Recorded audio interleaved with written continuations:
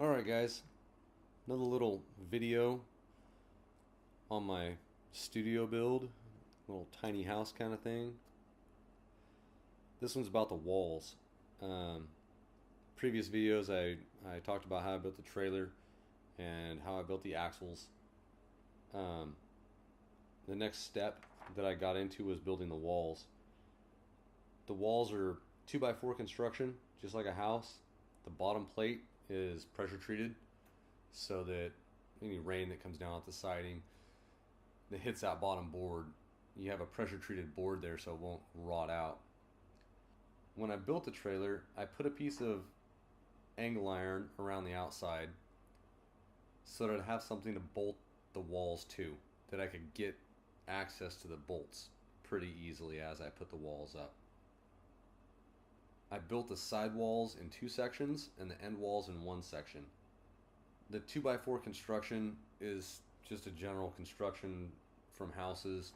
Outside walls, 16-inch on centers.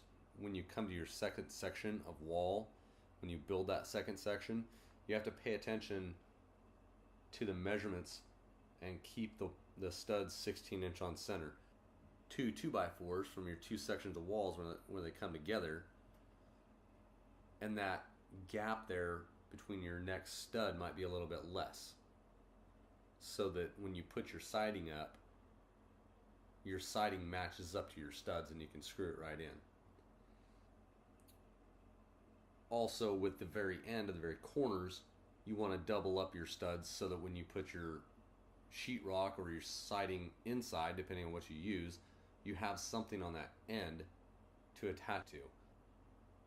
To make my life a little easier, I built the end wall first, and I held that up with a strap going one way and a 2x4 kicker going the other way onto the concrete driveway, just to hold that little 8-foot long wall up. Then I built the first section of the side wall, and once I bolted those two together,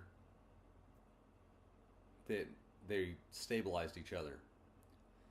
The thing I did to make my life a little easy, because I'm building this by myself, I don't have anybody helping me, so I couldn't hold the wall up while I attached it to the trailer unless the holes were already drilled out and ready to go. So I took the bottom plate of the wall, that pressure treated 2x4, and before I nailed it to all the studs and built the wall, I laid it down on the trailer, and I drilled through the bottom plate and through the angle iron of the trailer, and I think every 2 feet I did it. So I have an anchoring bolt every 2 feet to hold that wall to the trailer. Once you get a corner done, those 2 walls are going to hold each other up, and then you can build from those. But build 1 section of wall at a time, put it up, build another section, put it up, and as you put them up, put bolts through it and tighten the bolts up. As you're going and you're putting bolts in, you put some straps to help support it, help hold it. Then around the very top, you get all your walls done all the way around the outside. At the very top, you put your top plate on, which is a whole nother 2x4, and it overlaps the joints to your walls. So if your end wall was your first wall, and then your side walls kind of butt to that wall, then the next top plate is going to overlap that joint so that it's not going to be able to wiggle loose. So at the bottom you have your pressure treated lower plate, you have your wall studs going up, a top plate for your wall, and then another top plate that covers all the seams from the first top plate. And that makes your wall secure. At that point you can add your stem walls if you have stem walls. I did my floor before I did my stem walls, and I did my floor with 3/4 inch tongue and groove plywood flooring.